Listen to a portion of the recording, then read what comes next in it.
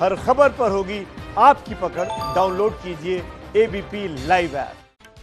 Good morning, आप देख रहे हैं एबीपी न्यूज। देखिए, सुशांत सिंह राजपूत केस का अब क्या कुछ हो रहा है, क्या कुछ ताजा अपडेट है, उस पर चर्चा करते हैं। सुशांत केस की जांच में घिरी उनकी गर्लफ्रेंड रिया चक्रवर्ती के लिए आज मुश्किलें और भी बढ़ सकती है। रिया पर गिरफ्तारी की तलवार लटक रही है। सूत्र बता रहे हैं कि ड्रग्स मामले में पूछताछ के लिए एनसीबी आज रिया को समन देगी और पूछताछ के लिए अपने दफ्तर ले जाएगी। सुशांत केस में जांच की आंच अब सीधे रिया चक्रवर्ती तक पहुंच गई है। सुशांत की गर्लफ्रेंड रिया से सीबीआई लगातार करीब 40 घंटे तक पूछताछ कर चुकी है, लेकिन अब पूछताछ का नंबर नारकोटिक्स कंट्रोल ब्यूरो का है, जिसमें रिया बुरी तरह घिरती नजर आ रही है। सुशांत केस में शनिवार का दिन काफी हलचल भरा रहा। एनसीबी से लेकर सीबीआई तक एक्शन में थी। ड्रग्स मामले में गिरफ्तारी का अगला नंबर रिया चक्रवर्ती का हो सकता है। नारकोटिक्स कंट्रोल ब्यूरो आज रिया को समन जारी कर पूछताछ कर सकती है। वहीं ड्रग्स कनेक्शन में एनसीबी ने सुशांत के सहयोगी दीपेश सावंत को गिरफ्तार कर लिया है। इस तरह से ड्रग्स केस में दीपेश सावंत समेत अब तक 8 लोगों की गिरफ्तारी हो चुकी है। शौविक और सैमुअल मिरांडा को मुंबई के किला कोर्ट ने 4 दिन यानी 9 सितंबर तक की रिमांड पर भेज दिया है। सीबीआई ने सुशांत की बहन मीतू सिंह से भी सवाल किए। साथ ही सुशांत के दोस्त संदीप सिंह से भी सीबीआई ने पूछताछ की। सीबीआई एक फोरेंसिक टीम के साथ मुंबई में सुशांत के घर गई और छानबीन की। फोरेंसिक टीम में एम्स के डॉक्टर भी थे, जिनके हिसाब से रिक्रिएशन किया गया। सुशांत केस में इस समय सबसे ज्यादा एक्शन में एनसीबी दिख रही है।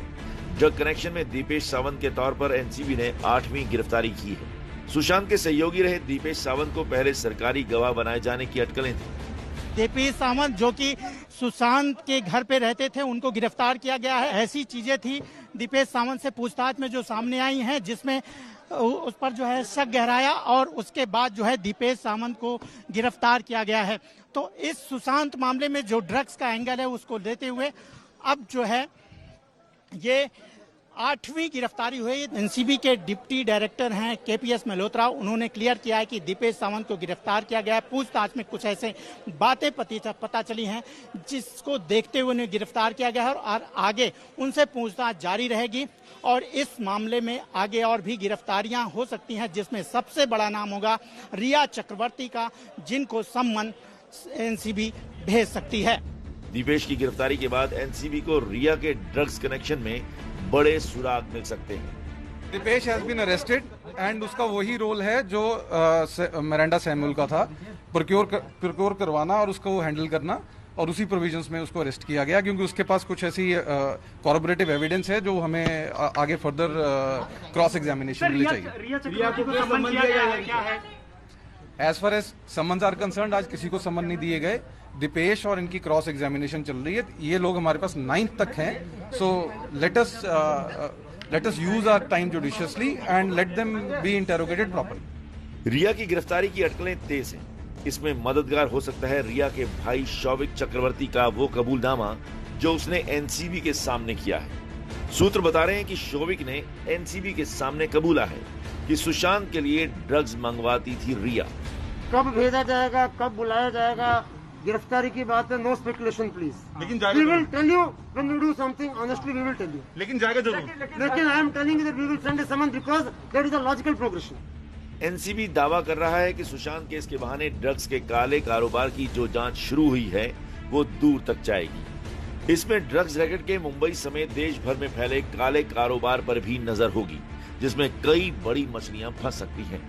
इस केस से हमें देखिए, नॉर्मली बहुत सारी ये जो इन्फॉर्मेशन इस समय हमारे पास है और मुझे ये पूरा विश्वास है कि इस केस में जो आप लोगों ने हमें मीडिया ने जो सपोर्ट किया है एनसीबी को, उसके बाद और बहुत सारी इन्फॉर्मेशन एनसीबी के पास आएगी, दूसरी एजेंसीज के पास आएगी और ये हम अपना प्रयास जारी रखेंगे कि चीजें ठीक हो।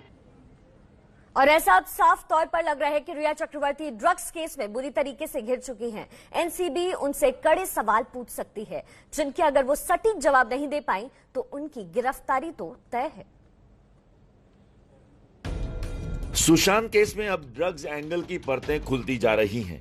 रिया चक्रवर्ती के भाई शौविक समेत 8 लोगों को गिरफ्तार किया जा चुका है। अब रिया का नंबर लग सकता है। क्योंकि एनसीबी के पास सवालों की वो लंबी फहरिस्त है जिनसे रिया का सामना होगा। रिया चक्रवर्ती से एनसीबी पूछ सकती है कि आपकी जो व्हाट्सएप चैट सामने आई है वो क्या आपने खुद की थी? अगर हाँ, तो किस किस के साथ ड्रग्स को लेकर बातचीत की थी? क्या आप खुद भी ड्रग्स लेती हैं? अगर हाँ, तो कौन कौन सी ड्रग्स का सेवन करती हैं? आपके मोबाइल व्हाट्सएप चैट सबूत हैं कि आप न केवल ड्रग्स की खरीद फरोख्त कर रही थी बल्कि खुद ड्रग्स का सेवन कर रही थी। आप किस किस के लिए ड्रग्स मंगवाती थी और पैसों का भुगतान कौन और कैसे किया जाता था?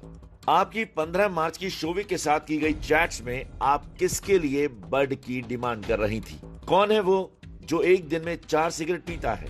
चैट में किसके बारे में बात हो रही है?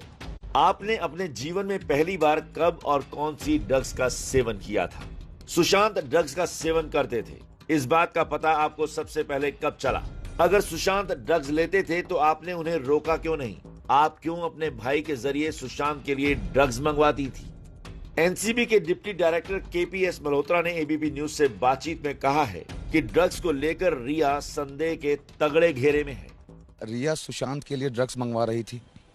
देखिए, अभी जो क्वेश्चन आपने पूछा ये अभी एस्पेक्ट अभी येट टू बी वेरीफाइड है, तो इसलिए in a day or two will be in a position to tell you with facts कि क्या सिचुएशन थी। जिस तरीके से अभी आपकी जांच चल रही है, तो क्या आने वाले दिनों में रिया को पूछताछ के लिए आज या कल में बुलाया जा सकता है?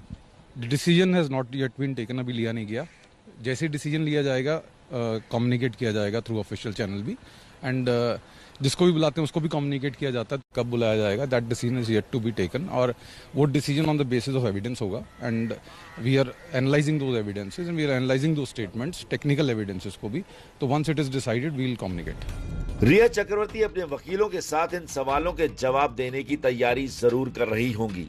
कल कोर्ट में रिया के भाई शौविक के वकील सतीश माने शिंदे ने एनसीबी की दलीलों पर जोरदार जिरह की।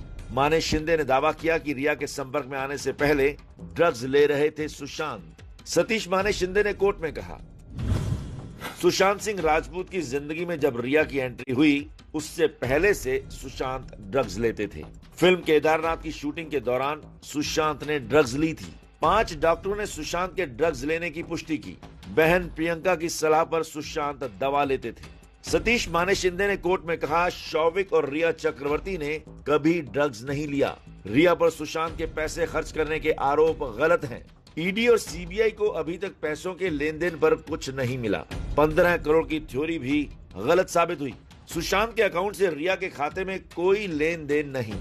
अगर आज एनसीबी से रिया का आमना सामना होता है तो पता चलेगा किसके दावों में कितना दम है।